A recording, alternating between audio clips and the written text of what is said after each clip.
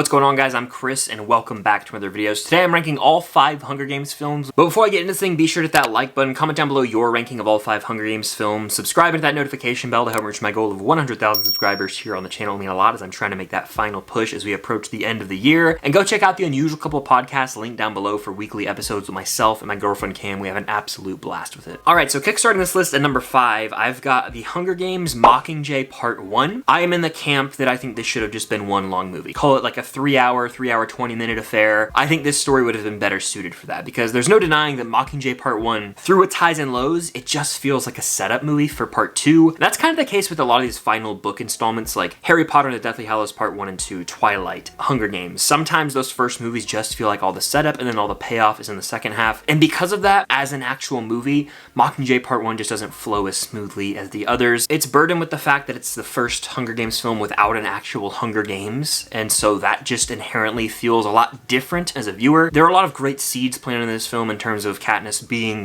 the face of this rebellion, and the final moments of this film are really a thrill with Gale going on this mission to try and break out PETA. All these different things go down that are high stakes, and the movie still feels relevant in the Hunger Games world as it's a very important film. It's setting up the rebellion and everything that would pay off in Part 2, but I can't help but feel it's the least memorable of all the Hunger Games films because it is just a Part 1 setup movie. There's still some awesome moments between the characters here. It's an important movie, but I, again, am in the camp that it should have just been lumped in with Part 2. Speaking of Part 2, my number 4 on this list is the Hunger Games Mockingjay Part 2. I think this is a big step up from Part 1. Obviously, it's a lot more action-centric, and some deaths occur in this movie. Not just some, a lot of deaths occur in this movie. We lose characters like Prim, which is just absolutely gut-wrenching. We lose Finnick in a heartbreaking way. So this movie's filled with death. It's a sad watch. Again, we've moved past the Hunger Games, so there are no actual games in this film, and it's a full-on rebellion movie. Like, they're trying to overthrow the Capitol here. In a lot of this movie, we see our main group of characters going through this different set of booby traps, and it makes for an interesting viewing experience. The trickeration in this film and characters outwitting each other is really what makes it a standout for me, though, especially as we reach the final moments when Katniss ends up shooting Alma Coin. She realizes Coin is no better than Snow, and I loved that revelation.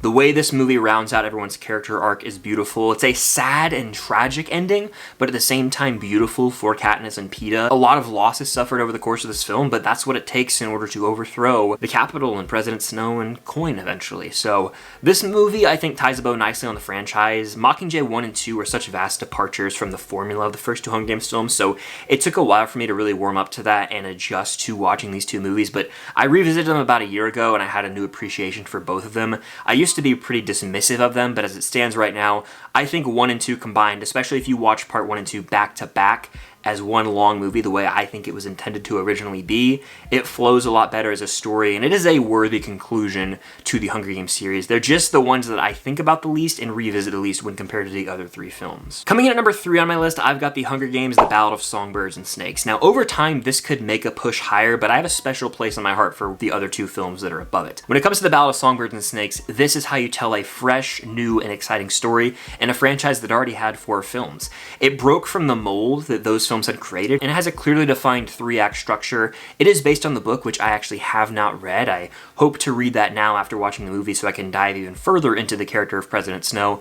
But this movie is a very effective origin story for Snow. It shows, his background and what made him who he was when we go and watch those original Hunger Games films. His downward spiral is portrayed throughout the course of this film, but we see these little mannerisms and these decisions the character makes that ultimately lead to him going off the deep end. So I really admired what they did with Snow. Tom Blyth ate up this performance, and opposite him is Rachel Zegler as Lucy Gray Baird, the girl from District 12 that he ends up mentoring, and their relationship over the course of the film is a big strong point for me.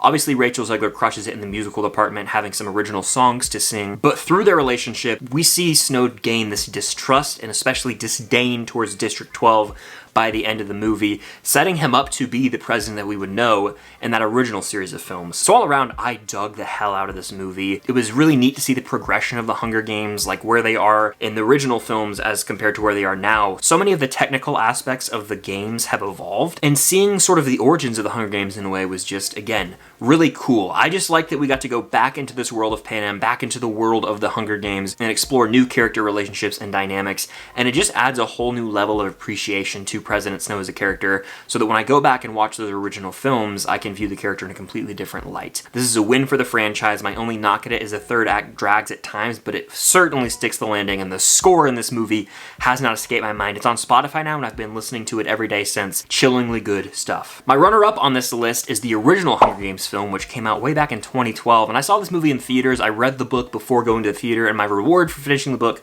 was getting to see this movie on the big screen. And to me, it's just one of those modern classic films, for me personally, where I watched it in middle school, and I watch it to this day, and I have such fond memories of it. It clocks in at like 2 hours and 20 minutes roughly, but it flies by, and it's just such a great story. It lays the groundwork for the characters, this world, and everything feels so small scale in this when you look back on it now. This is our introduction to Katniss, Peeta, Gale, all these characters, and by the time we reach the end of the original series, like, we've gone through this entire rebellion, but this is just the beginning. It's a simple movie. Katniss volunteers for Prim, she goes into the Hunger Games with Peeta, and just seeing that simple story unfold works for me. There are ideas planted in this film that would come to fruition in later films, specifically regarding the rebellion, but it's a great film that establishes the world of Panem. It does a great job of exploring the lore of the Hunger Games and this world that we're in, sort of the rules, if you will. It lays out the groundwork for this entire franchise. There's some top-notch action and dramatic stakes. The performances are outstanding, especially from Jennifer Lawrence. Like, the chemistry between Josh Hutcherson and Jennifer Lawrence just shines through on the screen. And it's a movie that I can quote. There's tons of memorable moments. And again, it's just super rewatchable. I also have that special place in my heart for it, which is why it's above Ballad right now. But over time, the Ballad of Songbirds and Snakes could make its way higher on this list. But taking the top spot for me right now is The Hunger Games: Catching Fire, the second film in the franchise. This movie's outstanding. The main plot of this revolves around the Quarter Quell, which is where the Hunger Games take place, but the pool of people who could go and participate in the games are past victors. That is such a unique concept in a way to sort of flip the script on the Hunger Games from the first film, where this is a fresh new take. Yes, we're still getting a Hunger Games, but the way that it all unfolds is completely different. So we get thrown into this new environment with the Hunger Games, and on top of that, like, the idea of surviving the Hunger Games is already very high stakes. You've got this rebellion being plotted on the outside, with Katniss being the face of the rebellion. The third act of this movie always has my palms sweating. The intensity is through the roof, and this is just such a smart film. Plutarch Heavensbee is introduced, played by Philip Seymour Hoffman, rest in peace, and his character is one of my favorite additions to this franchise. Him and Snow just have these scenes together where